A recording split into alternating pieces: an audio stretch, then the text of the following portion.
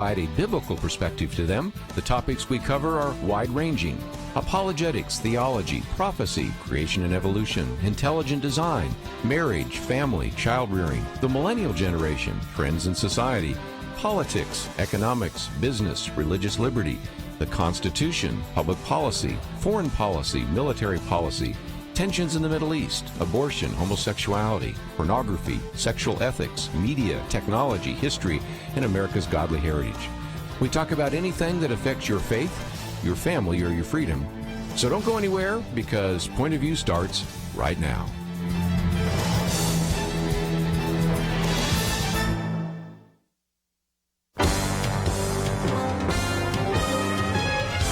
Across America, live. This is Point of View.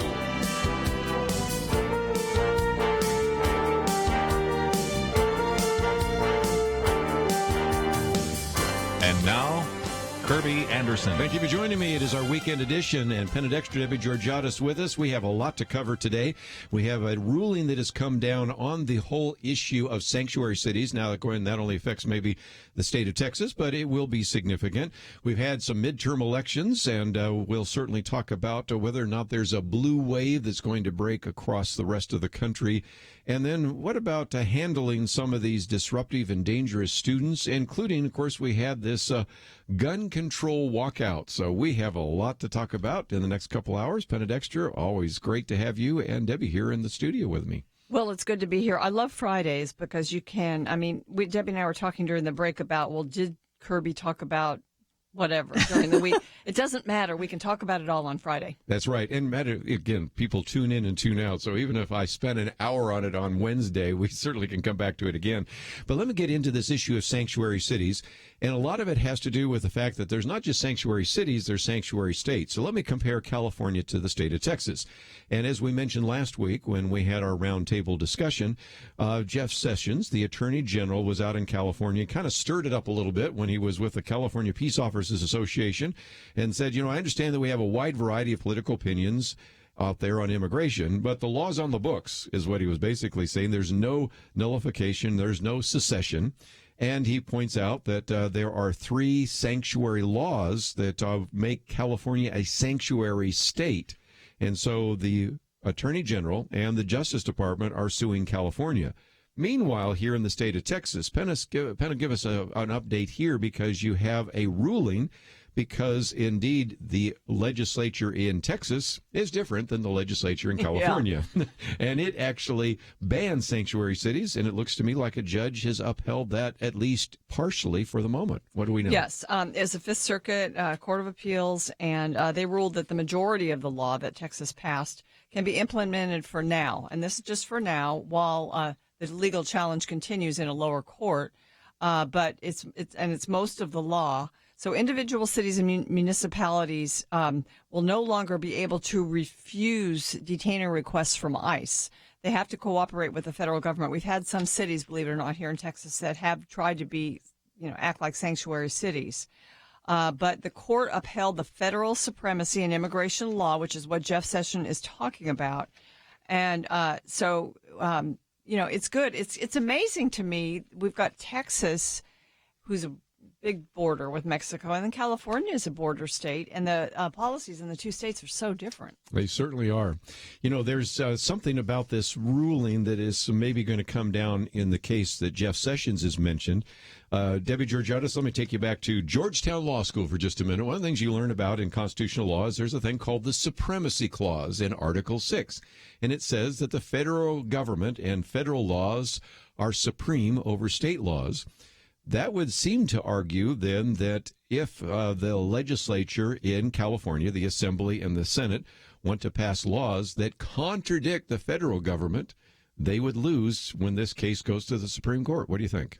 I think it's unquestionable. And I actually think if the case were to be brought to the Supreme Court, I think even some of the justices that are considered more moderate or even leftist would have a really hard time coming to a ruling that would permit a state like California to put in place a law that directly contradicts a federal law when it is an issue of primary federal authority. I actually think you might even get a 9-0 decision, because otherwise you have pure chaos in America. I mean, I think that the founders, in their wisdom, left many things to the states, but immigration policy obviously intuitively, inherently must be based in Congress, based in the federal government.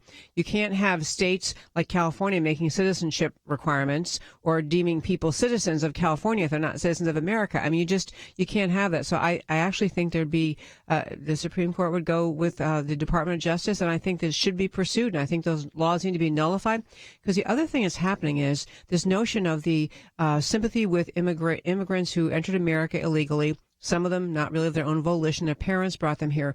But we're losing a sense of the rule of law and the notion that citizenship is a thing. It exists. It's a law, and you have to meet those requirements, and you have to have some category of law which enables you to be in America. Otherwise, you just have a plot of a random line around the country it used to be called America, but no rule of law that establishes what it means to be American. You know, you said earlier we need it to be a country. We need to enforce our immigration laws. And Donald Trump says that all the time, that if we don't have this, we're not a country. So do you want me to tell you the 3 laws in California that are actually our Justice Department, Jeff Sessions, Attorney General, is suing the state of California because of these? AB 450 prohibits private employers from voluntarily cooperating with federal immigration officials. So in other words, if the immigration official tells you something, the private employer is prohibited from cooperating. And the mayor of Oakland said that the other day. Yeah. So that's one of the laws. She said you businesses cannot cooperate because that's what the law is. So there's a fine that the state of California would fine the business owner $2,000 to $10,000. Then the second law is SB 54, restricting state and local law enforcement from providing information to the feds about the release date of criminal aliens. I mean, you can't tell the feds about when people who are actually criminals were released out on the street. These people are about to be deported, so It's all about deporting them. So this law also prohibits the transfer of criminal aliens to federal custody. Yes. Wow.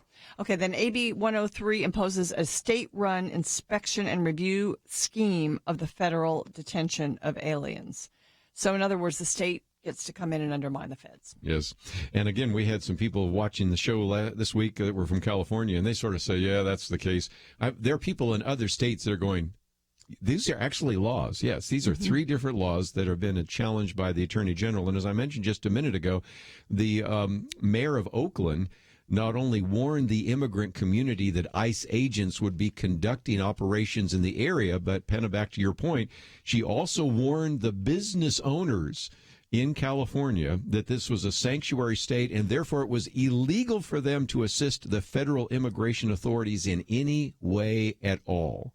That is just amazing to me. Why isn't that obstruction of justice? I mean, why isn't that a crime? I don't know. I just thought of that sitting here, so I'm not going to say I know, but if you are interfering with the functioning of the federal government and the law enforcement of our country, why isn't that obstruction of justice? Why isn't it a chargeable crime?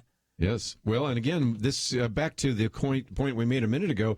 In 2012, remember we had some laws that came out of the state of Arizona that actually were supposed to help the federal government. And yet, in his inscrutable wisdom, Anthony Kennedy, who wrote the majority opinion, said that even though these laws were written by the state to help the federal government, they were still deemed as unconstitutional.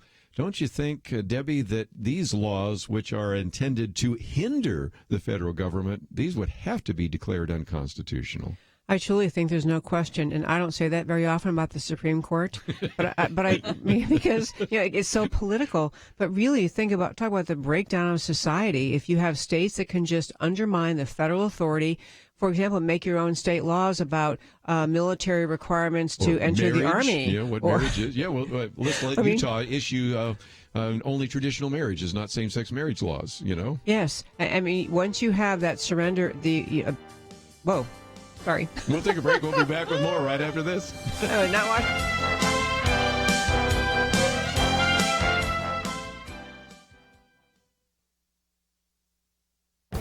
This is Viewpoints with Kirby Anderson.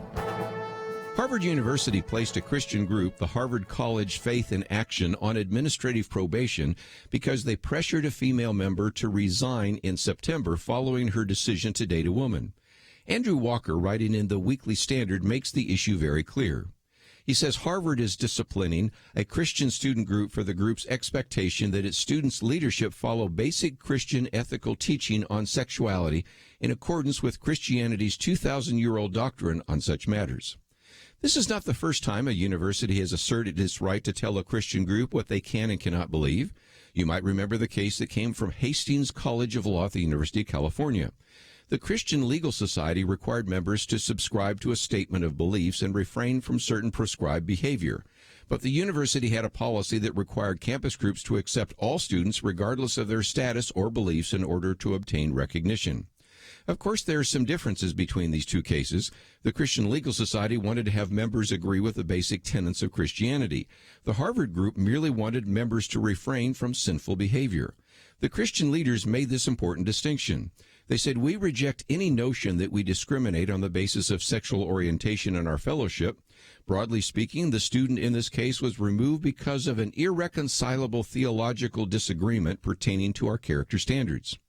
Once again, we can see how universities try to maintain the pretense that they are dedicated to diversity and tolerance until a Christian group tries to maintain some ethical standards for members and leadership in a Christian organization. I'm Kirby Anderson, and that's my point of view.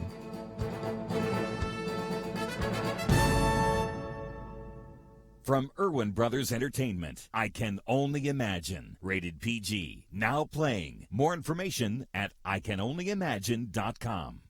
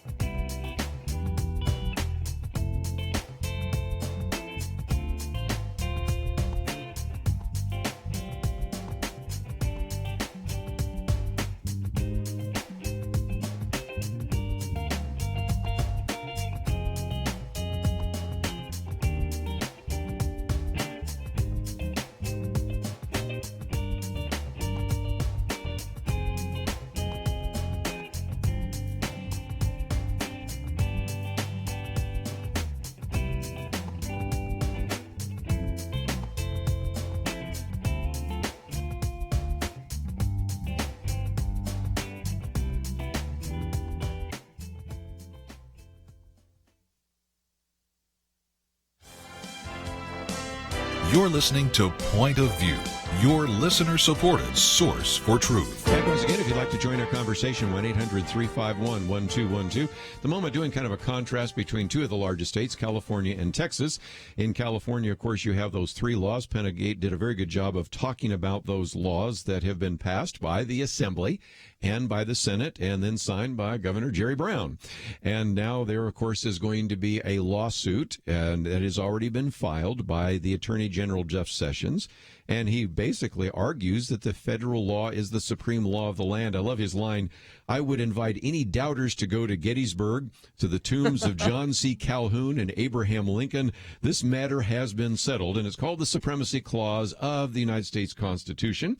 And normally I hold up my Constitution, but it's out of my reach at the moment. But there it is.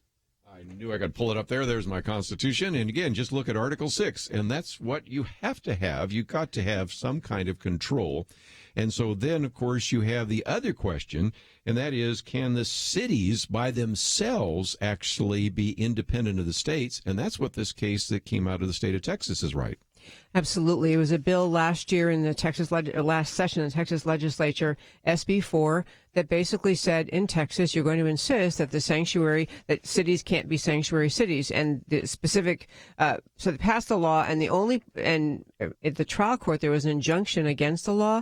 But at the federal court, this appellate court level, what the court said is basically Texas can enforce SB 4 against all cities, and it requires cities essentially to cooperate with federal law. And I don't have it in front of me, but I think it actually involves the state withholding money from these cities if they won't cooperate. The only thing I wanted to add about this was the very tiny portion, because the Democrats will try to say, well, the Fifth Circuit didn't entirely uphold, this law. It was a very small portion of a piece of language in the SB 4 that said that it would punish people who were city officials for using the word endorsing a statute, because what they're basically saying is, well, they have the right of free speech. They can say, I wish we wouldn't enforce sanctuary city laws and not run not be in violation. But they're basically saying pretty much, yeah, the state can say, and you can punish cities who are in your state for claiming to be sanctuary cities, claiming to be outside the control of the federal government.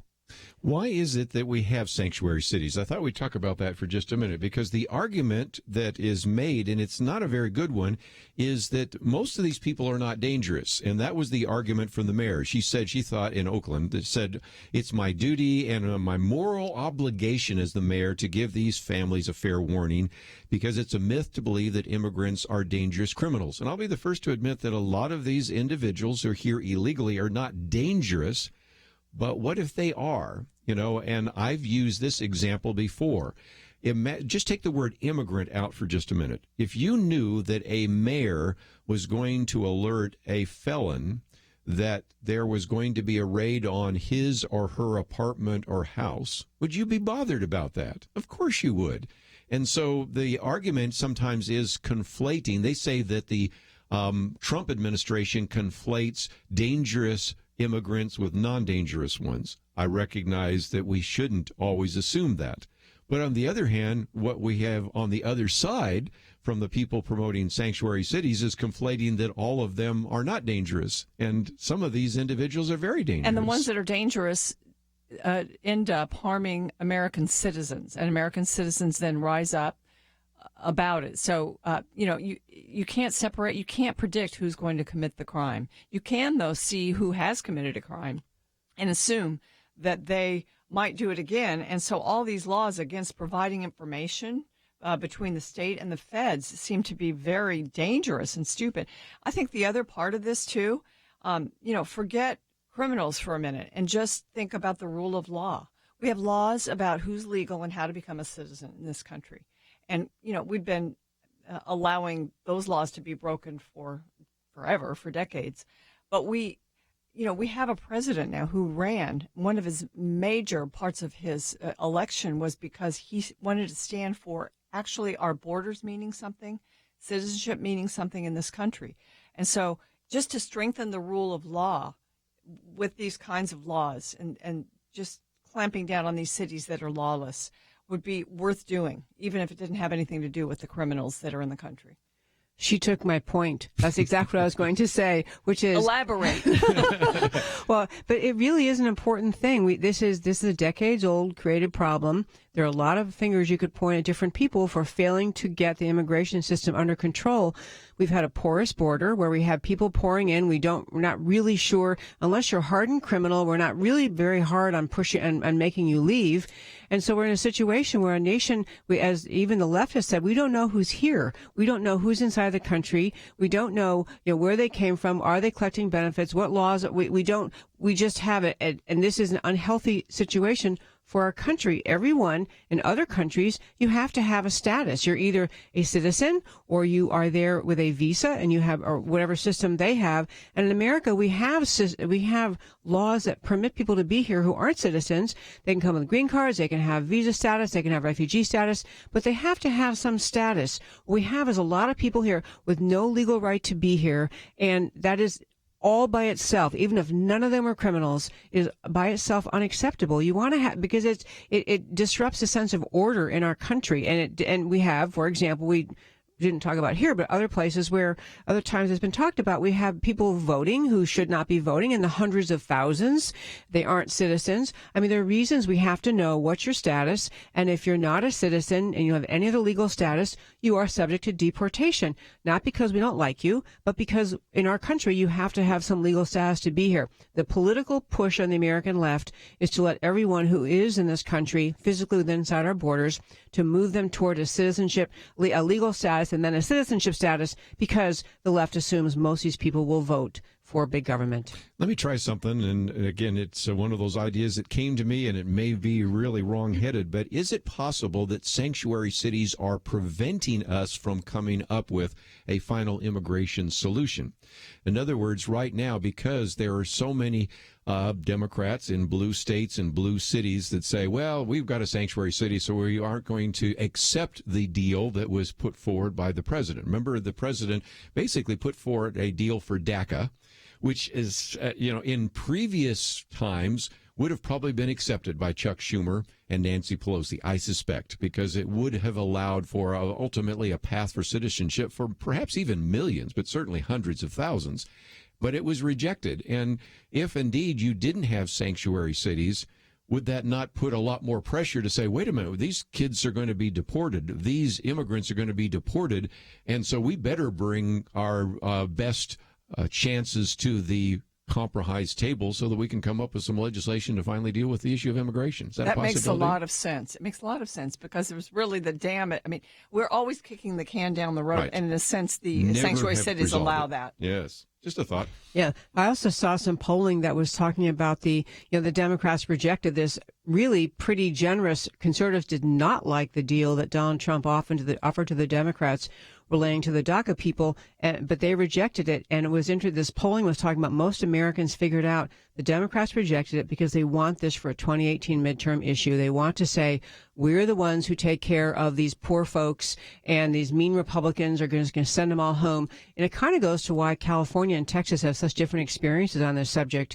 because Texas is pretty much a rule of law and order place. That's kind of a premise of conservatism, and the American left is kind of a let it all go. They assess the issue based on emotions and feelings and try to ascribe mean-spirited thought about why you would crack down because you don't like people who don't look like you or something like that. But it's not all the thinking. It's a rule of law idea. You either have it or you have chaos. Well, let's take a break. When we come back, let's take some phone calls because certainly we've put a few things on the table. One of those, of course, is immigration and this decision that's come down in the state of Texas, and also the decision by the Attorney General to bring suit against the state of California. We also, since we mentioned midterm elections, one of our articles we've posted here, midterm elections and the blue wave. Does Pennsylvania 18 tell us any kind of idea of what might happen in the future? We also had a gun control walkout. I'd love to get some comments from these two women across the table here about what they think about that. And, of course, as some of you in the state of Ohio listening to us know, there was a high school student there who said, you got a walkout here, but I'm just going to stay in class. And they said, no, you've got to go either to the gun control, anti-gun protest, or you have to go to an alternative study hall. And he said, well, no, this is the classroom I'm normally in. And he was actually suspended for staying in the classroom, which is where I would hope most of the students would stay. So we've got that one. Also, I do want to talk about the college student that was kicked out of class for telling a professor there's only two genders. And, of course, my commentary today talks about a Christian group at Harvard University, the Harvard Faith in Action, which found themselves under probation because a lesbian member wanted to date another lesbian. And so that brings us back to a case that comes out of the University of California at Berkeley, at Hastings Law School, where they said the Christian Legal Society couldn't require that people in leadership be Christians. This is a world upside down. We'll talk about all that right after this.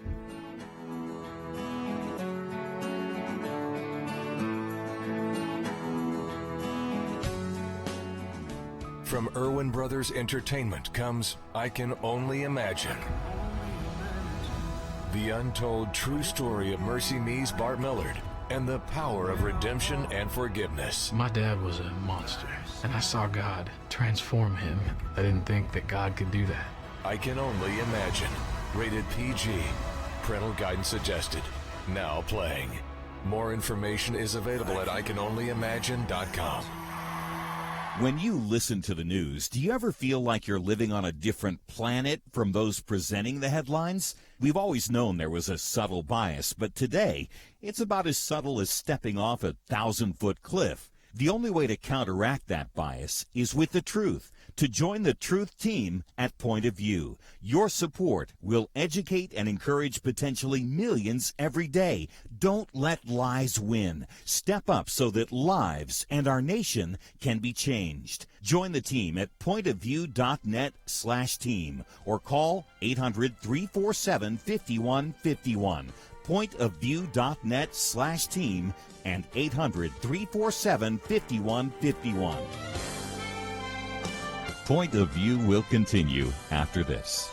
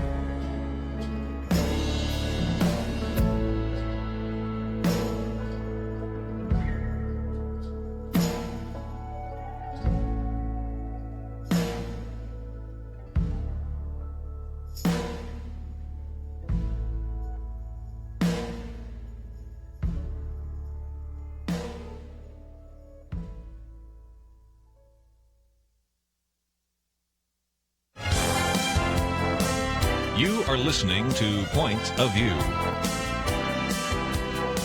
The opinions expressed on Point of View do not necessarily reflect the views of the management or staff of this station. And now, here again, is Kirby Anderson. Back once again, if you'd like to join our conversation, 1-800-351-1212. Talked a little bit about immigration. That is an article we've posted here about a decision that came down on the state of Texas. We'll be following, of course, the Attorney General and the Justice Department suing the state of California, but also because we talked about midterm elections. There are going to be quite a number between now and then. Some are special elections. Of course, the most important one will happen in November, but Texas has already had their primaries. Other states now are having them as well. But you have this special election in the 18th district in the state of Pennsylvania. This is one that Donald Trump won by, about 20 points. But nevertheless, it tends to be typically a Republican district. Rick Santorum was actually a representative from that district. And it looks like Connor Lamb has won in a squeaker, but nevertheless, it's a win. So what do we think about this, Penna? Well, at the Wall Street Journal's Daniel Henninger made the point that this would have once just been a election that not that many people paid attention to. It's in Pennsylvania. But he called it March Madness. He said every day in politics now is March Madness. It becomes national. And good line. This is the country is really watching this one. And Connor Lamb's 33, former Marine, former federal prosecutor. He rarely mentioned Donald Trump in the campaign because Donald Trump, as you said, won by 20 points there. He's popular there. So he doesn't slam him. And he's a Democrat, but because he didn't have a primary, he was able to get away with being a very centrist Democrat, one that is pro-life personally, although he would probably vote in most cases pro-abortion just for the right to quote-unquote choose. He is pro-gun, so he wouldn't be pushing much gun control, which is probably pretty smart to get elected in Pennsylvania. And he said that he would not support Nancy Pelosi being minority leader, or speaker. Minority, we hope. Yeah, we hope. For sure. He had union backing. I think that probably helped him to win there. There are more Democrats in that district, but they went for Trump last time. So it was one that the Republicans were hopeful about. And unfortunately for the Republicans, Connor Lamb looks like he's won. The other thing that happened in this race is the difference in the money raising. Mr. Lamb, the Democrat, raised $3.9 million, and the Republican, Saccone, whatever it is, he didn't even raise $1 million. He raised basically a fourth. And money, I know, and people don't like it in politics that it matters so much, but it's the difference between mailings, how many mailings go out, mailings being the number one, the top thing that persuades voters, which is astonishing. But the idea, if you cannot afford to send mailings out to remind your primary voters who don't normally turn out, or your primary voters who didn't know that when the election was, because it was a special election, it was a unique time. Money is a huge thing, and for whatever reason, he didn't raise the money, and the PACs didn't get behind him, because there are a lot of PACs who would jump in a race like this if they've been impressed by him or reach out. I don't know whether it was he didn't reach out to them or they weren't impressed, and it got very late in the game when President Trump went and did something. But money is a huge thing, and it's unfortunate in politics, but it really is. And I just think the other thing about personality and appearance, it shouldn't be that way. And, but for some people looking for a sharp, fresh-speaking, snappy kind of person, and I think that's how the Democrat appeared, and the Republican was not. The other thing I say about the midterms is, the whole trying to run the midterms on the personality of President Trump is probably not a wise thing, because he does offend some people. But to say that you support the Trump agenda, that you want strong borders, I think there needs to be a push by the Republicans in this alleged blue wave coming to saying, America likes the Trump agenda. They like the GOP agenda. They like their taxes lower. They like secure borders. They like refugee policy that puts the interests of the American people first. They like policies that bring jobs back. I think those things have to be talked about. Keep personal Trump out of it, because he does bother some people and they don't like his tweets, but the agenda is so mainstream, apple pie American, and that's what should be pushed. It's amazing when you look at the mainstream newspapers and media, and they are all about firings of Trump personnel, because they don't want to talk about the Trump agenda. The Trump agenda is actually a positive right now for the American people, and they don't want to talk about it. So they talk about him, and they try to, find everything wrong there. And I think Debbie's absolutely right. We have to get on a real disciplined message. Don't even don't even engage on some of those other issues, those personal issues. Just move right forward to talk about. And we have results already on the tax cut. So, talk about the results from that and all the regulatory burden that's been lifted from us by this administration. That's something else to talk about. Staggering. I couldn't agree. I was going to say that the regulatory burden is huge. And also all the races in the fall for the U.S. House. Here in Texas, I went to, we just had our primaries, we mentioned, and I went to the Democrat primary. There was seven people competing, one particular congressional seat in a Democrat primary. And I went to hear all of them just to listen what they had to say. Let me make clear that all 7 of them said they could not wait to impeach President Trump. The first day they arrived, can't wait. They all said socialized medicine, absolutely. We're going to go single payer. We're going to take control. No more healthcare freedom. And the third was they were all very clear about grabbing guns, that, they try to modify their words with, well, reasonable or common sense. They will grab guns. They do not believe they want more a federal registry. So the agenda of the Democrat Party matters in every midterm election around the country. I'll add a fourth one, and that is we just talked about immigration. I'm seeing more and more of these leaders talking about the fact that they want to abolish ICE. And so this got Debbie's attention on that one. And as a matter of fact, the other day when I saw one of them on Tucker Carlson, he was saying, well, yeah, but that's because we didn't have ICE before 9/11. Well, yeah, it was called something else. But, but again, if you have a low information voter and you say, well, we didn't have ICE before 9/11. And people believe that. And people believe that. Then they go, yeah, we didn't ever control immigration before terrorists came to our border. I mean, you can see how what used to be kind of really extreme kind of positions on the most left part of the Democratic Party are becoming the main, almost the de rigueur, or the basic foundational line of what every candidate needs to run on. And if that makes its way into the Democratic Party platform out of some of these statewide races, you've given the Republicans some real opportunities, some real tools to begin to use that in the fall, don't you think? Yeah, I think security arguments, safety arguments definitely are important. So it wouldn't be real hard to make the case that these are people that are keeping us safe from people that might do us harm. Well, again, we've been talking about the election. I see some of you want to talk about the student gun protest. So let's get into that. And Susan, I'm going to let you start the conversation here. We'll go to Texas, KCTA. Susan, I think you want to talk about this anti-gun control walkout, or the anti-gun or the gun control walkout. So what's your thoughts? Well, I had a comment first. I understand how everyone is tempted by power and money, and you could probably buy city councils and school district boards and get them to not do their job to take care of the children and cart them up in buses and take them to Washington. But I was wondering, that's money. What about the parents? Where were the parents? Did they say, I'll give you $500 if I can cart your child up in a bus and take him up to Washington? And they said, okay.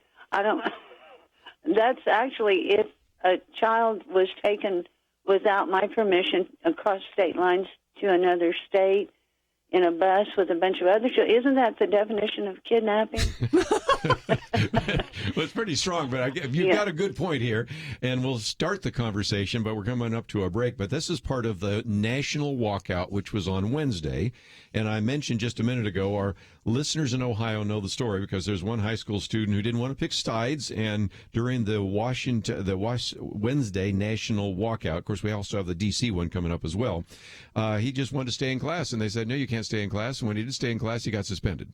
So, doing what we would expect a student to do on a typical Wednesday in class was enough to get yourself suspended. And I think Susan raises a good question here. Was there parental consent? Do we believe that this is appropriate? And this is going to be, if anything else, a model for other walkouts and other kinds of protests. We've seen enough of this happen on the college campuses where the students are a little bit more independent. But these were high school students. So come back from the break. I want to go around the roundtable with Penna Dexter and Debbie Georgiadis, get some comments about that. Maybe you have some as well. And, of course, my commentary the other day was about opinion laundering. That's a new term that's being used by some of the pundits and saying, well, even though some people believe that we should actually ban guns, I don't want to say it, so I'll just use the students to say it and get my opinions out there. And, of course, nobody would dare talk against the students because they've been victims. So we'll get into some of those conversations, and we'll take your phone calls right after this.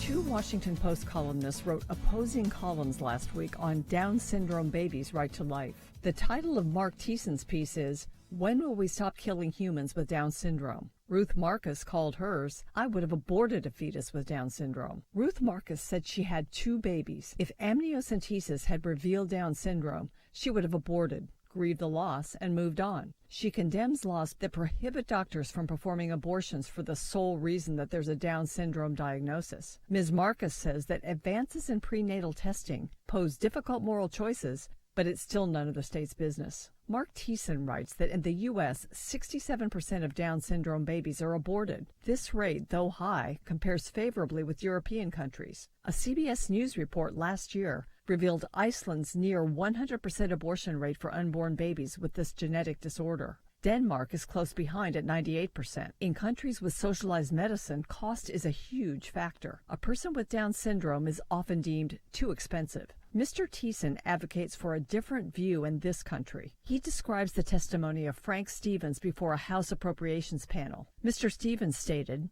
"I am a man with Down syndrome and my life is worth living." He encouraged the lawmakers, "Let's be America, not Iceland or Denmark. Let's pursue inclusion, not termination." There are signs this message is gaining traction. The Gerber baby for 2018 is a 1-year-old with Down syndrome. The company chose Lucas Warren out of 140,000 entries for his glowing and giggly smile. Indeed, a 2011 study by Harvard University showed people with Down syndrome have unusually high rates of happiness. 99% said they are happy with their lives. And surveys show they bring great joy to their families. We need a culture that welcomes the Down syndrome child. For Point of View, I'm Penna Dexter.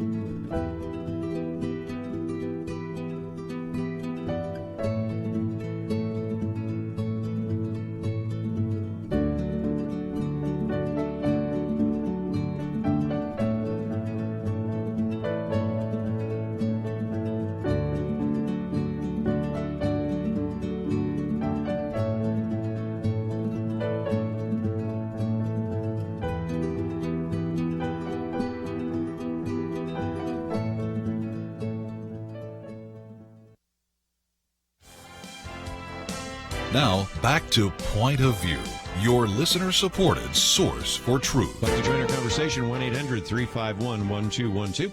Talked about immigration, talked about the midterm elections. At the moment, talking about the anti-gun walkout or the gun control walkout. And Penna Dexter, Debbie Georgiadis, what's your thoughts?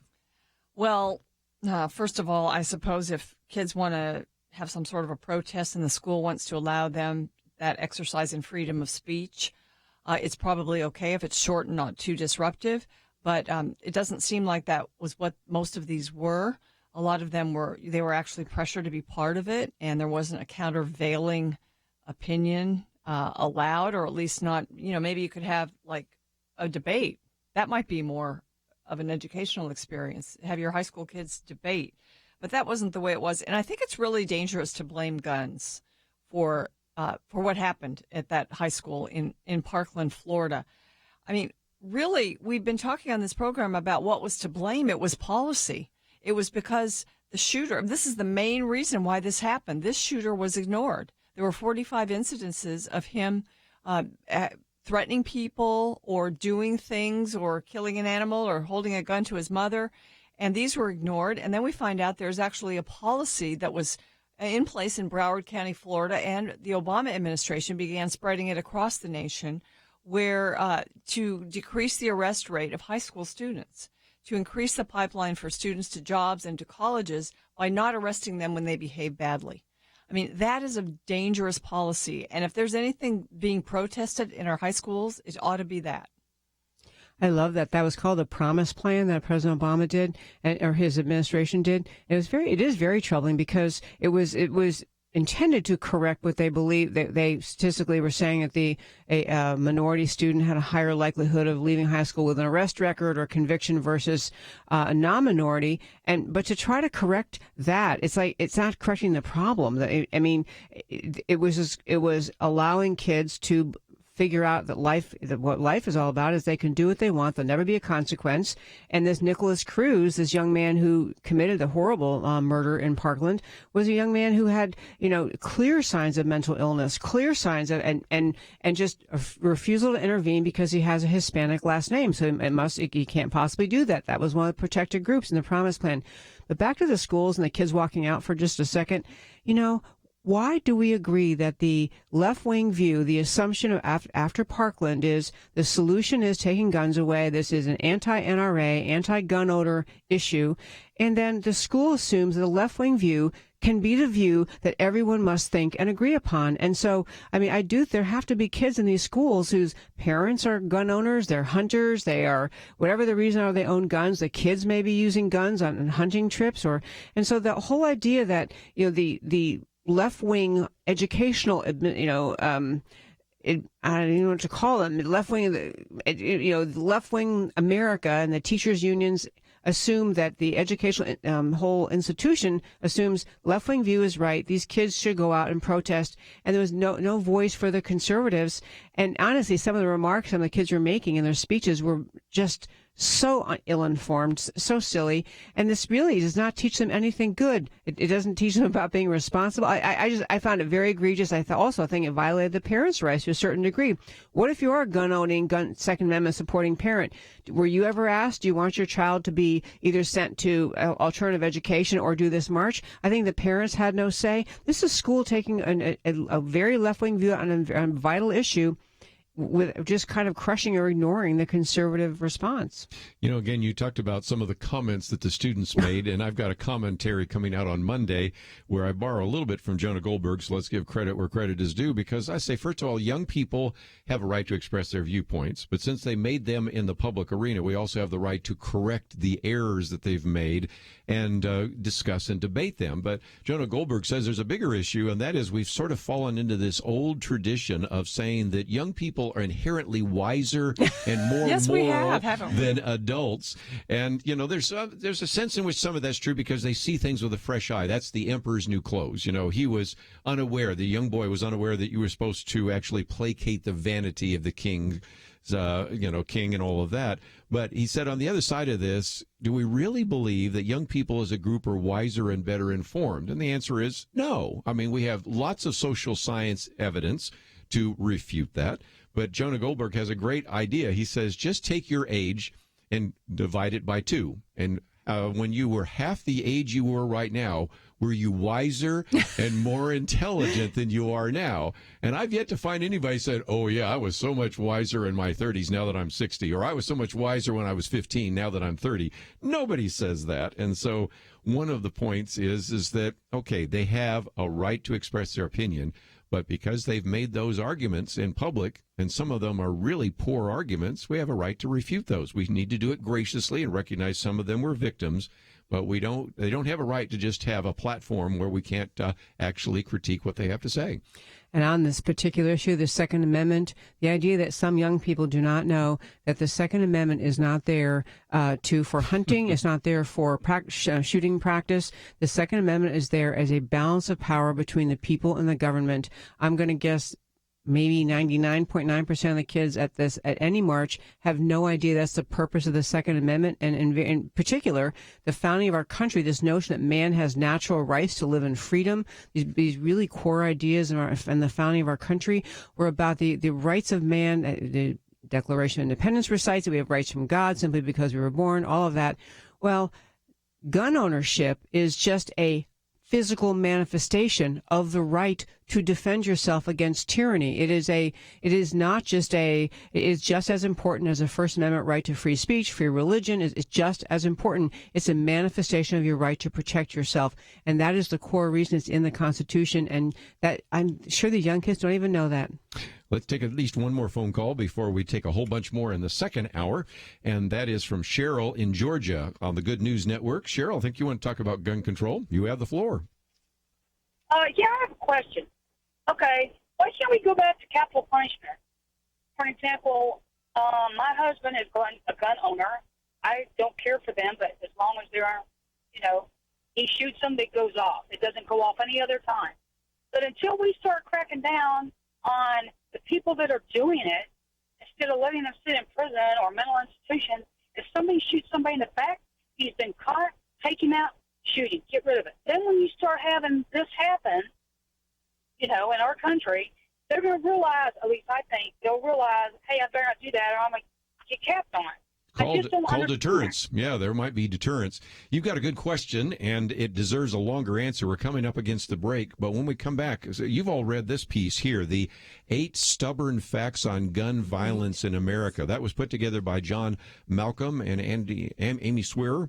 And I thought we've also posted that, and it is really kind of a great summary of a number of research studies that will also help us understand this issue of gun controls. I'd love to kind of work our way around that and take some more of your phone calls because, again, gun control was one of the issues in the walkout, but also just parental rights and a number of others. So let's take a break. When we come back, we'll take some more of your phone calls, 1-800-351-1212. If you posted some questions on the Facebook page, since we also broadcast live on Facebook, we'll take some of those as well.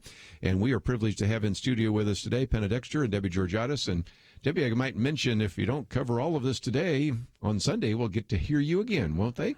Yes, please tune in Sunday. My show is called America Can We Talk, and it's from 6 to 8 p.m. Central Time. If you're listening to this on Facebook, we put this out on Facebook Live at the America Can We Talk page, and it's also available at americacanwetalk.org. Click on Listen Online. It's actually on in Dallas Live and on terrestrial radio in Dallas, Phoenix, and Colorado Springs, and we just love it, love talking every week, and basically we talk about America. This is my show prep right here when I get to do Point of View on Friday. And if we don't cover something, I know it shows up on Sunday because I've been listening. Penna Dexter and Debbie Georgiadis in studio, but we'll take your phone calls too, 1-800-351-1212. Got another hour left. We'll do that right after these important messages. Why should you become a partner with Point of View Radio? Because for decades, this team has made a significant difference in lives and communities across the nation. Because America is dying for lack of biblical wisdom about life and culture. You should give because your gift will make possible cutting-edge information on issues that matter, information you won't hear anywhere else. Why? Because your gift will change lives, because you'll influence our culture with biblical truth, and because you can make a difference for the future. Our nation needs a truth team very badly. Support Point of View Radio today at pointofview.net. Click on Join the Truth Team and choose your level of support. Pointofview.net or call 800-347-5151. 800-347-5151. Or mail that first donation to Point of View, Box 30, Dallas, Texas 75221. Box 30, Dallas 75221. Point of View will continue after this.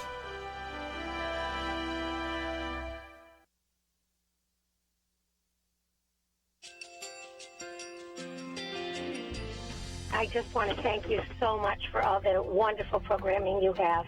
You're just absolutely fantastic. I recently started listening to Point of View, and I really found it interesting because of the different subjects you cover. Thank you for that.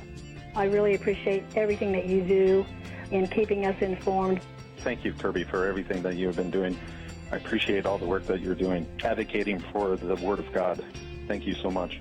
Point of View, I think, is absolutely necessary because it's a Christian perspective, a biblical worldview perspective, and receive very current, up-to-date information about what is really going on, week to week in our culture, which is changing so rapidly, and yet it's morally sliding backwards. Yeah, I'm just, first of all, I thank you guys. Y'all's program is wonderful, and enjoy it every day. I learn so much every time I listen to it. Point of View Radio Talk Show.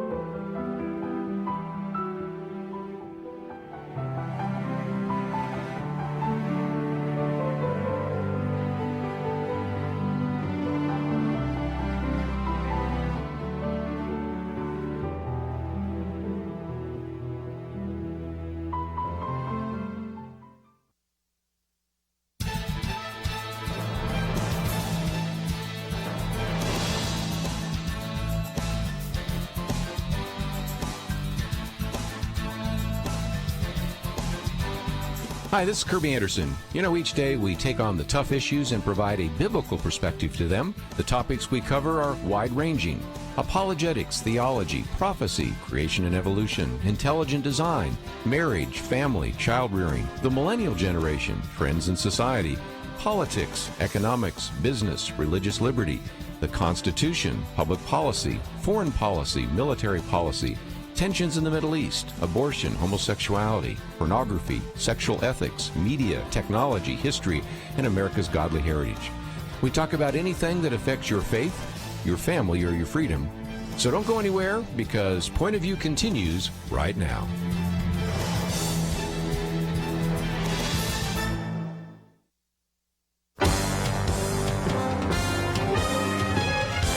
Across America, live.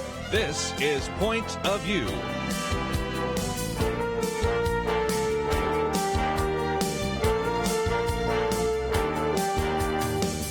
And now, Kirby Anderson. Weekend edition around the round table today. We have Penna Dexter and Debbie Georgiadis been talking about a lot of issues, and one of those is the issue of gun control, gun rights, gun violence. One of the articles that we've posted for you today, I think it's the third article, 8 Stubborn Facts on Gun Violence in America. I want to get into that in just a minute, but we have some calls left over, so let me at least pick one of those. We'll go to KYCC in California. Art, what's your point of view today as we talk about this issue of gun control? Hi. Yeah, I agree with what you said earlier about there was an agenda for kids when they went on this walkout that they talked about. Yes. But yeah, my granddaughter goes to a middle school here in Vacaville, and she said, we had the walkout today. And I said, really? I said, what was it about? And she says, well, the shooting that happened in Florida? I said, yeah. And she said, yeah. She says, we were supposed to do a walkout at this morning, but I didn't go out. But anyway, she said it was because of all the guns that are killing people throughout the United States. I said, really? I said, that's what they said, that it was about the guns, killing people across the United States. And she says, yeah. She says that, they talked about it and about how many, people are getting killed throughout the United States with guns. And I said, those guns can't do anything on their own. I said, they don't shoot themselves. They don't. I said, if you put a gun down, it's not going to get up and shoot you. It has to be held. It's wielded by somebody who's going to do that shooting. I said, those kids, those people who got shot in Florida, the gun didn't go in there by itself and shoot somebody. Somebody was wielding that gun that shot those people. And I said, and that's the issue here, Haley. That's my granddaughter. I said, she's 13 years old. I said, that's the issue. And when I told her that, it made more sense. She said, that's true. That is true. The gun didn't do it. The person did it. I said, that's right. So, I agree with you. We say, well, the guns aren't the issues. Certainly is not. I wonder what happens to a teacher that tells the students that. Yeah, we know what happens to a student that decides not to walk out during the anti-gun walkout, and he got suspended. And that's in Ohio, and I just picked that one, but there's others. There's other stories like that around the country. But he got national prominence because, as it always happens, somebody took a picture of the suspension citation, posted online, it's gone viral. But he's not the only one that found himself in trouble because he actually tried to bring some sanity to the conversation, but that just didn't happen. So, Art, I'm fortunate that, if nothing else, you got some grandkids that have a grandfather that has a little bit of common sense. We need a little bit more of that around the country, don't we? Yes, we do. Well, and thank you guys for doing what you do. Thank you for calling. I get out to Stockton, Vacaville area and Modesto and Lodi and all that, so I'll get a chance to maybe shake your hand next time I'm out there. But any thoughts about this? Because, I've noticed that I have some guns in my gun safe. They've never tried to get out. And even if I left the door open, they never will go anywhere. They mind themselves, right? So what is they that? sit there and just mind their own business, don't they? Yeah, I love this thing that if for all your listeners that you posted these 8 stubborn facts on gun violence. And the reason I say that is I think that people who've never been around guns are more likely to be vulnerable to the arguments about, there's not a big deal to take away guns, that guns are the problem. They've just never thought about those issues. And I grew up in a household when no one had guns, and my dad didn't hunt, and I wasn't as really familiar with them at all. And so I found these gun control arguments a little bit appealing out of ignorance. And I have lots of cousins who I was seeing last summer who were all saying, man, we hunted all the time. This was outrageous. But the 8 Stubborn Facts, that article that is posted on pointofview.net, it really puts to bed a lot of the myths that people may be hearing and may be thinking from the news coverage. And they were just, it's just full of data. I only highlighted 17 of them, but I won't say all of them but I'll just say a couple things were amazing. Go for it. First of all, 2/3, we talk about the gun statistics. First of all, gun deaths are going down in America. Crime statistics are showing that homicide is going down in America, contrary to popular belief. But then, an example, a Pew Research Center has almost 2/3 of America's annual gun deaths are suicides. So that these gun death statistics relate to suicides, which are still sad and horrible, but this isn't people using guns to kill other people, which is the reason for this protest and reason for the left's desire to grab guns. It also have a lot that help get rid of this whole rifles are the worst kind of guns and AR-15s are the worst terrible things. From the FBI, the overwhelming majority of gun-related homicides are perpetrated with handguns. So taking all the rifles away, which is what one effort is not going to change that reality. We also had just the prevalence of where these kind of crimes occur. 50% of murders in this country, 50% of murders with guns occur in 2% of the nation's counties. In America, we have 3,142 counties. 50%, half of all murders happen in just 2% of those counties. So there's concentrations of gun violence, not everywhere. And then they also have all these predictors about if you're likely to be a victim of gun violence. If you have a violent partner, husband or boyfriend, whatever, or I guess it could be wife or girlfriend, but you have a violent relationship, that you're more likely to be killed. Also, males between 15 and 34, the majority of standard gun murder victims are men between the ages of 15 and 34. Gang activity is a huge part of it. Just all sorts of the opposite of, including concealed carry laws actually help reduce crime. People are so afraid of those. They think, and everyone will have a gun.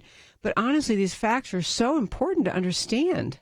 Yes. And they're counterintuitive. Like, for instance, the one you just mentioned, John Lott wrote the book, More Guns, Less Crime. Yes. It's true. And he gives the stats to prove it, and yet people think that, the opposite is true. That's the premise for all these walkouts. Let's take guns away from people because the more guns we have, the more school shootings we're going to have. That's not true. The other point, one of the stubborn facts, I think, is that you can predict a lot of times when people are going to perpetrate one of these shootings. Mm-hmm. And this case in Lakeland, Florida, was definitely a case in point because, as we mentioned before, Nicholas Cruz, really said he wanted to shoot up a school. He said that. Yeah, he said it. And a matter of fact, our second article on handling disruptive and dangerous students, and then this one, 8 Stubborn Facts on Gun Violence, are two that I would encourage people to read. By the way, some people say, where did this come from? Well, it came from the Daily Signal, which is produced by the Heritage Foundation. John Malcolm is vice president there at the Heritage Foundation, works with the Institute for Congressional Government. And then Amy Swearer has pulled together these facts. And what I think is so helpful is not only does it have the 8 facts, but then it has all sorts of subheads, as Debbie alluded to, and then there are hyperlinks so that you say, okay, well, that's what the Brady campaign on gun violence says. Okay, well, what's the response? Or you say this, that's what John Lott said. Okay, and then you can read it for yourself. And I just think any fair-minded person who would like to educate himself or herself on gun violence, and I'd love to give this to a few of the high school speakers this week. Yes. They would be able to find out a few things that maybe they did not know. So we have posted that on the website. I really encourage you to print it out. It'll take you about 3 pages, and it'll take you a while to read, but it's worth it. We'll come back and take your calls right after this.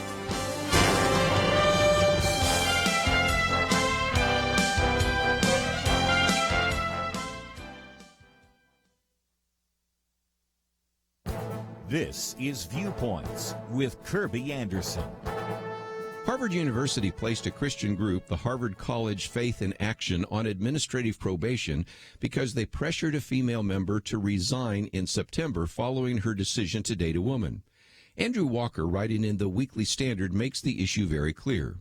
He says Harvard is disciplining a Christian student group for the group's expectation that its students' leadership follow basic Christian ethical teaching on sexuality in accordance with Christianity's 2,000-year-old doctrine on such matters.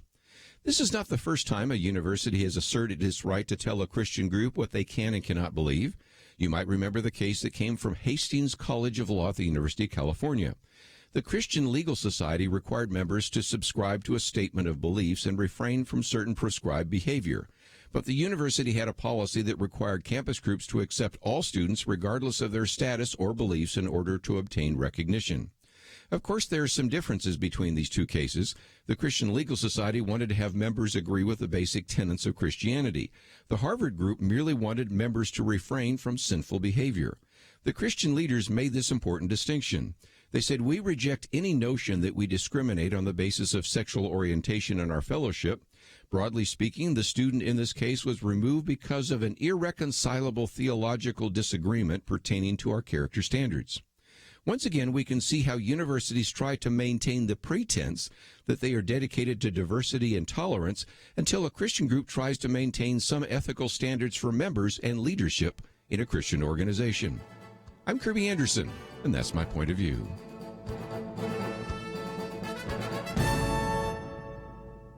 From Irwin Brothers Entertainment, I Can Only Imagine. Rated PG. Now playing. More information at ICanOnlyImagine.com.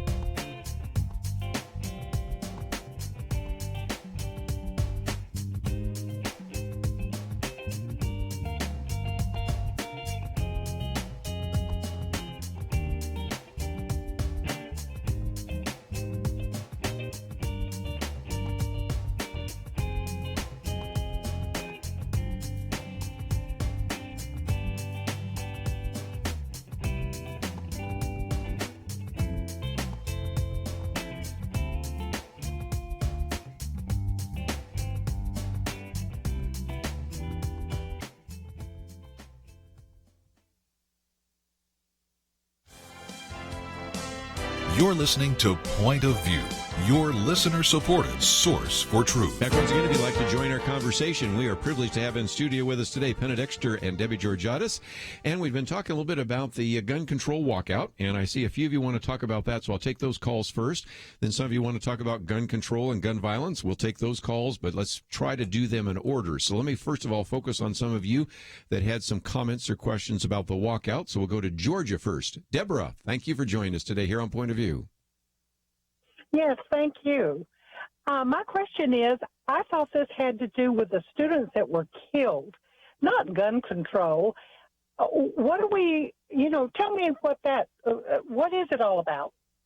Well, was it about gun yeah, I mean, they use the tragedy, which is a tragedy, yeah, and they use the victims, those who were victimized by this, as the reason for a conversation about guns. But very quickly, it morphed into basically an anti-gun walkout. And if you'd like to understand a little bit more about this, a commentary I did earlier in the week, which you can see on our website, pointofview.net, is called opinion laundering. This is a phrase that's starting to be used by columnists and commentators, that what is happening is that those who have wanted to repeal or abolish the Second Amendment, or those who have wanted to ban certain kind of guns, saw this as a wonderful opportunity to use these young people, who again have a right to express their opinion, some of whom have been victimized, to use this forum to begin to move ahead attempts to ban various kinds of guns. One of those is a piece of legislation that Senator Dianne Feinstein has put forward. And I've looked at that legislation and dug into it a little bit. And people that have done the calculations say that if indeed that legislation was implemented, it would effectively ban 80% of the handguns and 50% of the rifles in America. Now, will that pass? No. But will it keep the conversation going? Because who in their right mind would criticize any young person that has been through the trauma of what happened in Parkland, Florida? So this is where it kind of changed from just being something to acknowledge that we need to have a conversation on it to what essentially became an anti-gun rally. Yeah, because it was a protest. In a sense, it was to get in solidarity that the schools need to protect us. We need to be safer, and so it was just honed down to one issue: gun control. Where how about asking? Well, we need to have more resource officers at our school who are brave enough to come in and stop the shooter from shooting us instead of standing outside. I mean, how about asking for that? How about asking for our law enforcement to pay attention when somebody is so mentally deranged that they have to be thrown out of several schools in the district? They've threatened their own mother. They've threatened students that they would kill them. How about asking the law enforcement to do something about a person like that to keep them away from us? You know, those are things that those students could have been addressing, but the authorities in charge instead took it to a single issue and an issue that really wouldn't have protected them. Yeah, a lot of the students were just saying, your generation messed up. He used different words. You know what those were. And so we need to take control. And we're going to now be registered to vote and vote, as if all of them are going to vote in lockstep or even register to vote. But we'll see. More young people have Facebook pages than actually register to vote, at least in the millennial generation. But we'll see how that plays itself out. Debbie? The other victim, the villain they created out of this was the NRA, which is, I'm not a big NRA person at all, but the National Rifle Association has been a strong gun rights advocate, a Second Amendment advocate for decades. And they put out, actually, I've been surprised, interestingly thorough, substantive pieces, statements, little videos talking about what it means in a free society to keep the Second Amendment intact. But that kind of thing, I do wonder, these kids who walked out, does someone ever show them those and say, here's the other side? I mean, here's the reason people really want guns. And in terms of schools keeping kids safe, which it is true, the schools should keep kids safe.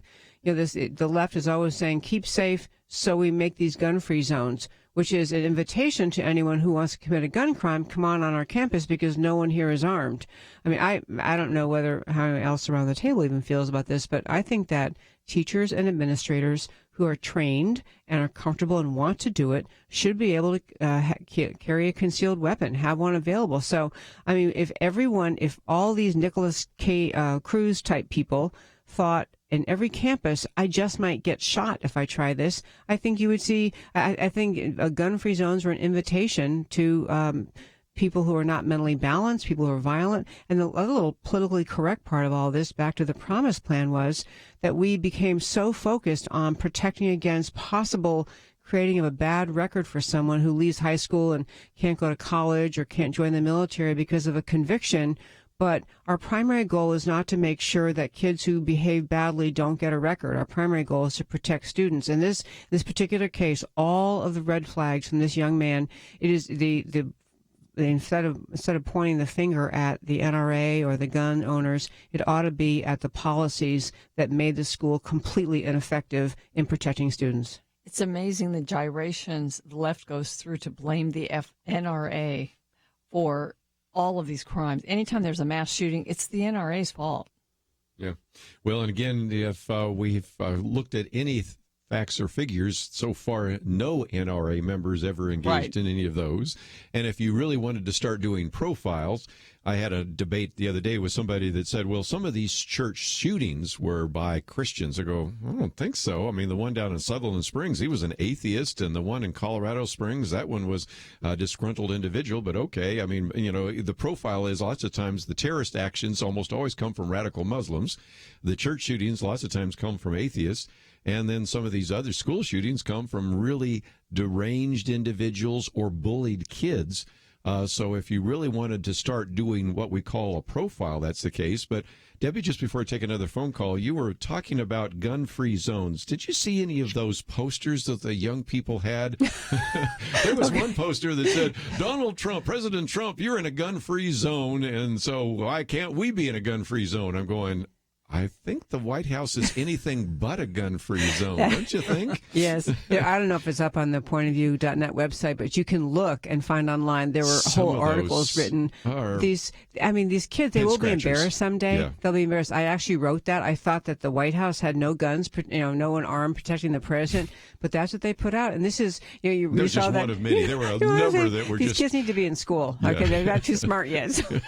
Well, Bernie Sanders did go to a protest in D.C., but he was heavily protected by armed guards. Right. How about and I mentioned a couple of weeks ago when all the people in the Oscars talking about gun-free zones, and they showed individuals with AR-15s walking next to them, protecting them. Yeah. So it's easy to say, you don't need guns when you live in a world where you are behind gated communities and you have individuals with guns that are protecting you. Yeah, rules for thee, but not for me. Yeah. Do you have another call you can go to? I want real quickly because I want to just see a couple of. Well, let me take this one real quickly since we were talking about the protest. Lupe, KYCC in California, I think you had a grandson that was part of that or was participating in that in your school. So tell us a little bit more. Oh, yes. When I picked him up from school, he had told me, he goes, Grandma, guess what happened at school? And I go, what happened? And he goes, they protested. And I go, protesting what? And he goes, of guns. And I go, well, what did you do? He goes, I stayed inside because he told them that guns don't kill people. People kill people. And I go, well, how do you feel about that? He goes, well, because my husband, his grandpa, owns guns. And so he's always showed him how to be respectful for guns, and it's a fun activity to have. It's not something for you to harm people.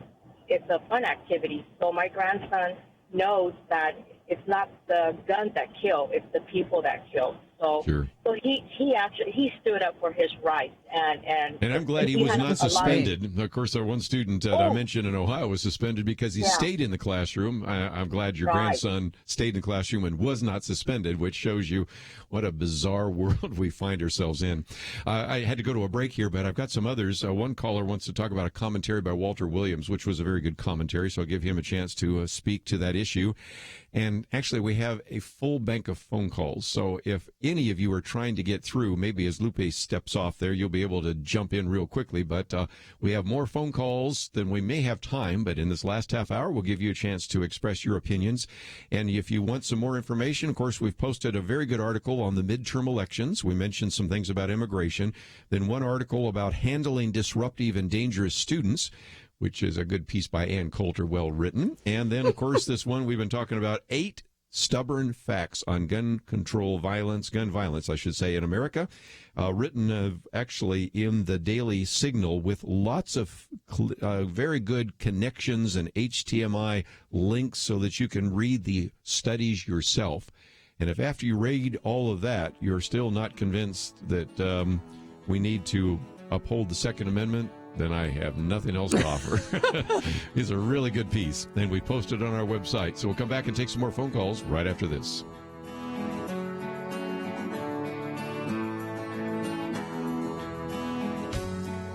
From Affirm Films, the studio that brought you Risen and War Room, comes Paul, Apostle of Christ. 2 men challenged an empire in order to live out the gospel of Jesus Christ and spread their message to the world. Where sin abounds, grace abounds more. Starring Jim Caviezel. Paul, Apostle of Christ. Rated PG-13. May be inappropriate for children under 13. In theaters March 23rd. More information is available at paulmovie.com. Few of us get the chance to really make a difference, but today you have an opportunity. The question is whether you will seize it. Becoming a Truth Team partner with Point of View magnifies your impact in this generation and perhaps for many to come. When you stop what you're doing and call us or give online, you invest in hard work that has changed lives and communities for 45 years. Grab this opportunity. Call 800-347-5151 or visit pointofview.net/team. Don't let this opportunity pass by. Join the team and make a difference. 800-347-5151 and pointofview.net/team. Point of View will continue after this.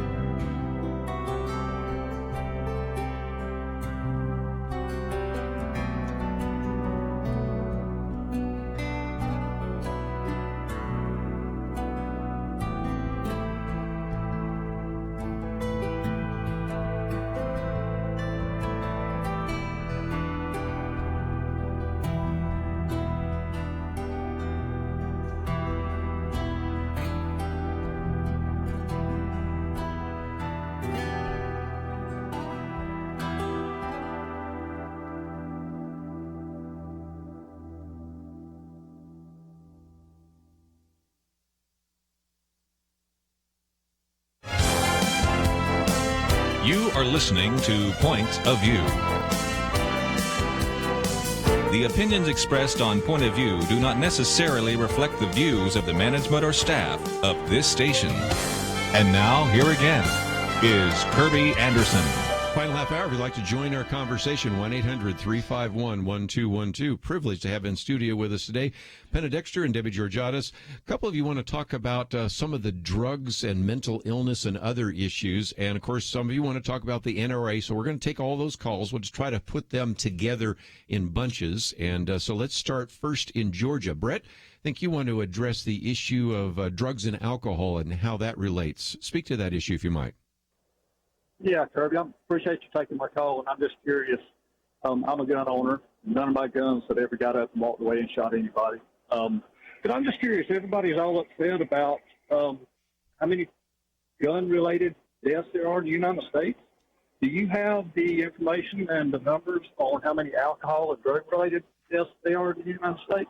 I do have that, and I've posted it in some of my commentaries. I don't have it in my fingertips here, but I think we even have some of that in that 8 Stubborn Facts on Gun Violence, because, as a matter of fact, when you just look at opioid epidemic, the opioid crisis alone, and about half of the overdose drug of deaths are due to those alone, that far exceeds anything else. And, of course, as we talked about the other day with David French, the argument that, well, if you have guns, you're more likely to hurt yourself with a gun than to prevent a crime. That's not true, even if you don't take out the people that kill themselves because of suicides. And it's really not true if you actually do a true apples-to-apples comparison. So, Brett, every statistical measure that you look at, a lot of that done by, of course, John Lott and other individuals of his ilk, demonstrate that many more people are killed through drugs, driving under the influence. More people sometimes are killed through blunt instruments than through guns in certain situations. So you can use one statistic after another to kind of make the case that you're trying to talk about. But I'll let you finish your point. No, you answered my question. I'm just wondering why we're not all upset and walking out of schools and things like that over drugs and alcohol. They kill more people than guns do. Why guns? Why is that such a big deal? And again, I don't have those numbers in front of me, but I have them in columns. So if you want to read some of the commentaries there, you can find them. And Walter Williams is one that I know you were quoting from that has written about this on more than one occasion. And again, if it weren't for people like Walter Williams and John Lott and even some of the researchers at the National Rifle Association, I know we're not supposed to mention NRA today, these are people that are really providing a good, sound statistical evaluation. And that's why this one by John Malcolm I thought would be very helpful. It's the third article we've posted here. It's 8 Stubborn Facts on Gun Violence in America. Read it and tell me what you think. He brought up drugs and alcohol. And, when you think about like certain opioid drugs that are given for pain and they're given medically, and I think a lot of, we need to probably have a show about this, but there have been some policies with regard to health care that have allowed the overprescription of those, the huge quantities of those that are prescribed, where, I even saw this with a couple surgeries my husband had. I'm thinking, wow, he probably needs a couple of these to get him done with surgery. And then, we've got these bottles and bottles of it. And, I had to take it back and get rid of it. It's the way it's used. It's not that it's used. Of course, you need to kill somebody's pain when they've just had, major surgery. Or whatever their cause for pain is, but it's the use of it. It's not the drug itself. It's the use of it. You don't ban the drug, but you control the use of it. You don't provide as much of it. And it's the same kind of principle, but the difference here is that there is a proper use for guns to protect freedom. And that's guns what the are left a tool, doesn't. Yeah, and the left will not address that. Yeah, there's even a little bit of data in the article we've been talking about how many times guns, even rifles, have been used to protect people in their homes from invasion, from attack. The AR-15 is not always used offensively. In fact, this is pointing out in many cases it saved lives, that protected someone in an actual attack. Yeah, well, and again, we can remember when there was remember the riots in Watts many years ago. And this one particular establishment, they had an ethnic background. They just sat out in front in lawn chairs with a shotgun over their knee I'm not even sure it was loaded, but nobody came in to actually blow out the windows. It was a deterrent. Yeah, it was a deterrent. And again, you know as well as I do that if you walk into a home as a burglar and you hear the click, click, which is, the of a shotgun, you just say, I'm thinking I'm leaving here, or they just see you turn around the corner and you got an AR-15 pointed at them and say, leave now. That's what actually happens so often. Of course, a lot of them are handguns as well. But some people want to talk about mental illness. That's something I know, Debbie, you had talked about off air, and I see Joyce in Texas wants to address that issue. KBJS, Joyce, thank you for joining us today. What's your point of view? Thank you for underlining the fact that guns do not have a mind of their own, which brings me to this should be a memoriam for these guys, not a protest. And I wonder why they are focusing on guns when it's a mental health issue. Nobody has said anything about the guy having mental illness or anybody else with guns that do crazy things with their guns that don't have a brain. I'm not talking about necessarily the gun, but the shooter too. Mental illness is a large factor in the use of guns. My nephew bought his two kids guns when they were 8 years old, and they cannot touch them unless he's with them. And they are very well trained, and they're 14 and 16 now. And he spared no expense or time teaching them everything that he knew, and that's a lot about guns and gun safety. But nobody is saying anything about the schizophrenia, the mania, the borderline personality disorders, any of that sort of thing. And I'm just wondering why that is not a focus. But the gun, which we got, 22,000 gun laws on the books that nobody even knows about. And 300,000 guns, I was just wondering too. what your opinion was, and I appreciate you very, very much. And God bless you. Yes. And again, let's give credit around the table. We did talk about some of the mental issues and that are of concern, and sometimes some of the various psychotropic drugs.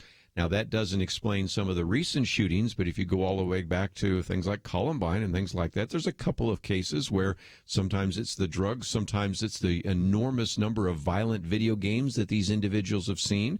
One school shooting in particular in Kentucky, that it served where they were actually in the court records talking about the number of times this individual had seen violent video games where you get the highest points for headshots. And when he goes in there, he's shooting every one of the kids in the head. Well, it was like he was living out a video game when he was playing that. So video games, drugs, mental illness, there are a lot of possible suspects. I'm just not sure the NRA is the best suspect and the one to be singled out right now. It's probably the easiest one for some people because, these are all hard issues. It's hard to, throw yourself into the free enterprise system and selling video games. It's hard to go in and say, well, who's so mentally ill that they shouldn't be able to get a gun and who isn't, and how do you track that? I mean, these are all very difficult issues, but I'm just surprised that after Columbine was 19 years ago, that we haven't done more on this. Yep, and I'm surprised too after Columbine because you think about other places where you know that you need to be protecting. I mean, students, young people are a precious commodity, precious item. We have guns, as people have been pointing out, to protect banks and jewelry stores, all sorts of places. The White House, contrary to that girl's sign, there are guns used to protect precious things. And the idea in schools that we've somehow got off in a bizarre, confused line of thought that said, but here the most, vulnerable and precious young people don't deserve that protection. It's completely upside down. And back to the psychotropic drugs for a second. You can't blame the drug companies in part because they are producing what seem to be needed by society, that psychiatrists want certain drugs available, patients seem to need them, but the overprescription, the failure to recognize when a student or a child or anyone is not responding well to that treatment. I mean, I think the whole package of problems that led to this school shooting need to be addressed together. And you're right, guns are just the easy thing to, it's a slogan slinging issue, just to take away guns, Second Amendment, rifles, and as though that solves the problem, and it doesn't. Well, again, we're going to take a break. When we come back, I see some of you want to talk about the NRA, so you'll have that opportunity. Some of you think that the gun issue is politically motivated. You think? Yeah, we'll get to that as well. And some of you are obviously pointing out that it's a heart issue, it's a spiritual issue, so there are certainly lots that we will talk about. But as we go to a break, if you have not had a chance to hear Penna Dexter's commentary, you can hear it right now. We, of course, post my commentaries Monday through Friday. We post hers on Friday, but you can actually get it in your inbox on Saturday. So if you haven't signed up to receive my commentaries or Penna's commentary, those are available at our website, pointofview.net. Let's take a break, and as you go to the break, might find that article, 8 Stubborn Facts on Gun Violence in America. Well written, and again, we want to thank John Malcolm and others for putting that together. We'll be right back.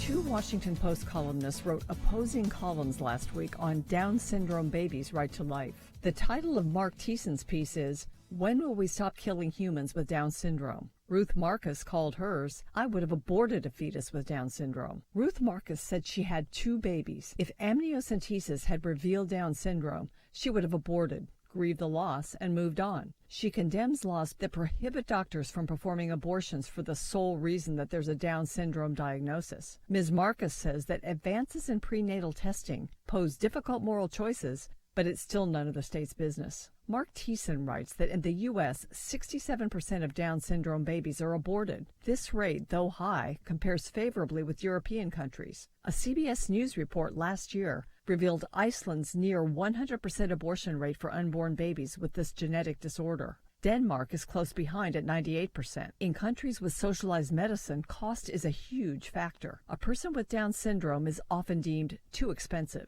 Mr. Thiessen advocates for a different view in this country. He describes the testimony of Frank Stevens before a House Appropriations panel. Mr. Stevens stated, "I am a man with Down syndrome and my life is worth living." He encouraged the lawmakers, "Let's be America, not Iceland or Denmark. Let's pursue inclusion, not termination." There are signs this message is gaining traction. The Gerber baby for 2018 is a 1-year-old with Down syndrome. The company chose Lucas Warren out of 140,000 entries for his glowing and giggly smile.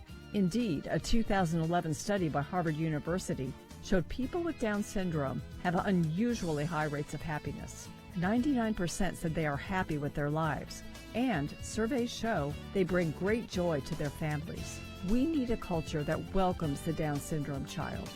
For Point of View, I'm Penna Dexter.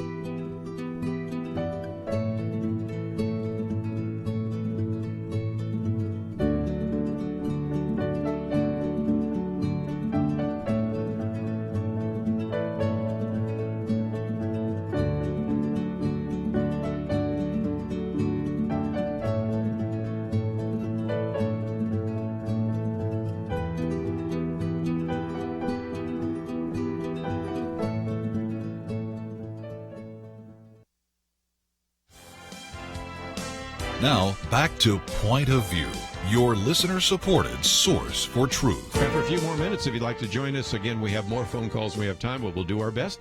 Let's head out to South Carolina, WLPG. And George, I think you wanted to talk about the NRA, so what would you like to add to our conversation?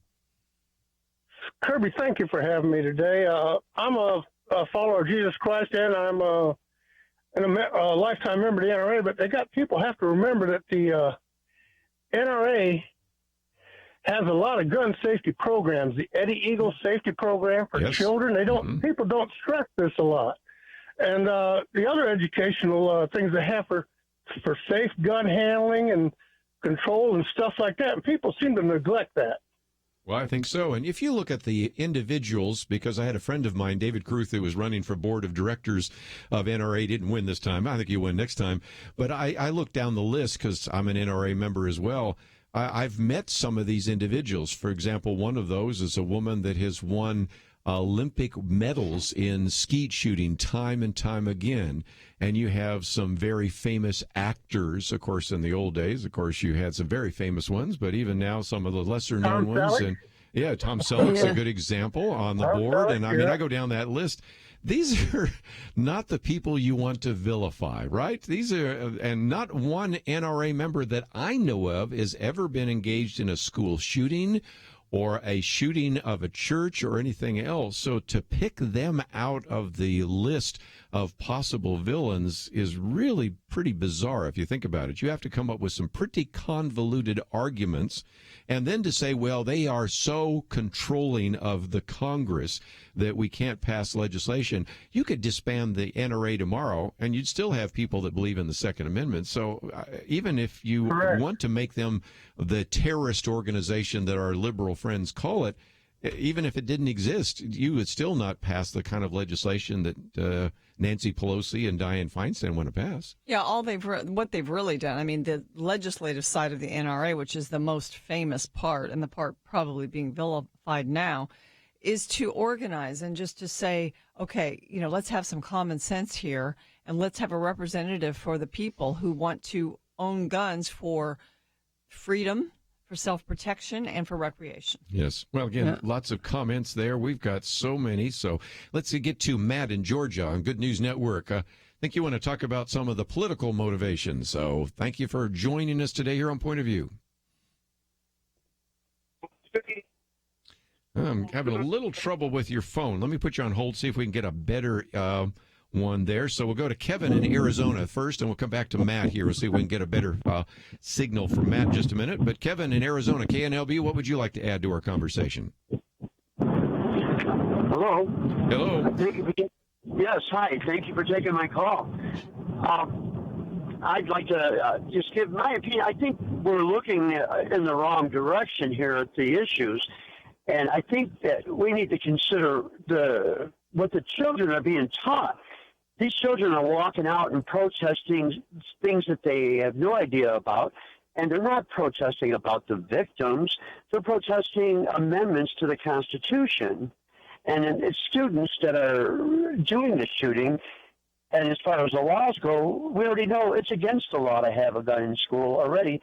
So changing the laws isn't going to do anything but affect the Second Amendment and legal, or I should say the American citizens that are protecting everybody.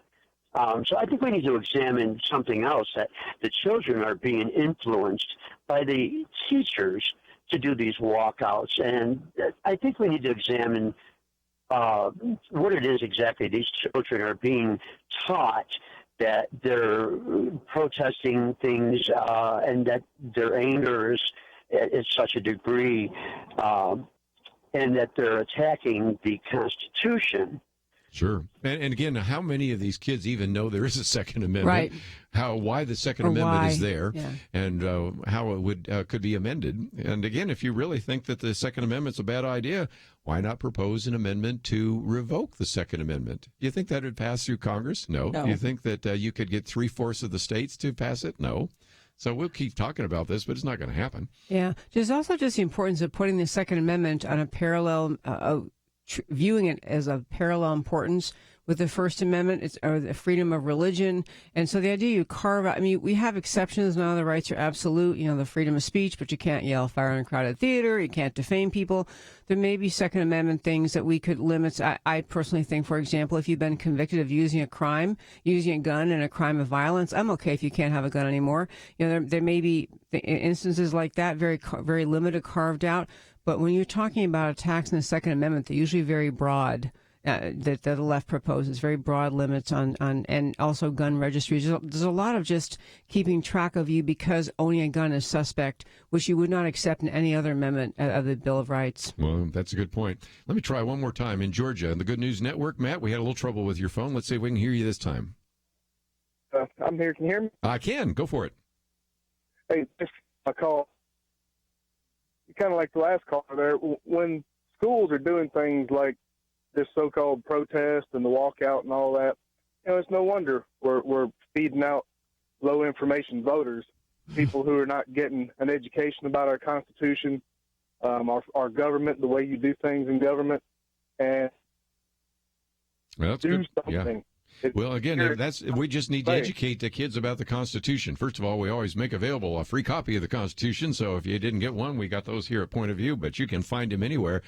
If just once a year we'd have young people read the Constitution once a year, or even just once in their high school experience, or as some states are now starting to do, say that you cannot graduate from high school unless you pass the citizenship test, because we now have individuals that are naturalized citizens who know more about this country and more about the Constitution than individuals who were born here. Maybe we'd be a little bit better off. We heard from some grandparents whose grandkids reported that their schools had these protests and they were encouraged to go. I would love to see, especially maybe before the D.C. one, some teachers and schools giving a balanced approach. If they want to have the protest, fine, but let's teach them about the Second Amendment. What is that?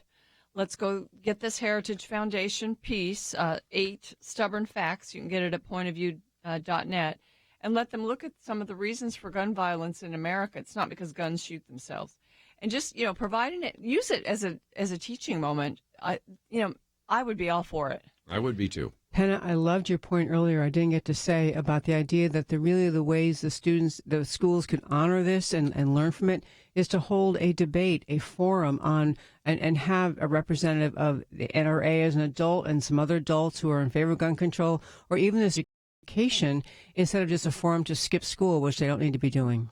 Well, just before we wind it down here, we are trying to educate you. And I know, Debbie, you and your program on Sunday, trying to educate people. America Can We Talk? And for anybody that would like to listen to it, of course, in the Dallas area and in a couple of other places, which you can mention just a minute ago, they can listen on their terrestrial radio. But anybody can watch it, and I've done this, and listen to it on Facebook. So how can they do so? Yeah, Facebook Live. The show is called America Can We Talk? That's the name of the Facebook page. We put out Facebook Live Sunday, 6 to 8 p.m. Central Time, so 7 to 9 Eastern. And we always have great guests and great conversation, and I hope you can tune in. And I know she's going to be not with us during part of the next month because she's going to be writing a book. So when she gets back in May, she is going to be so eager to share her opinions, right?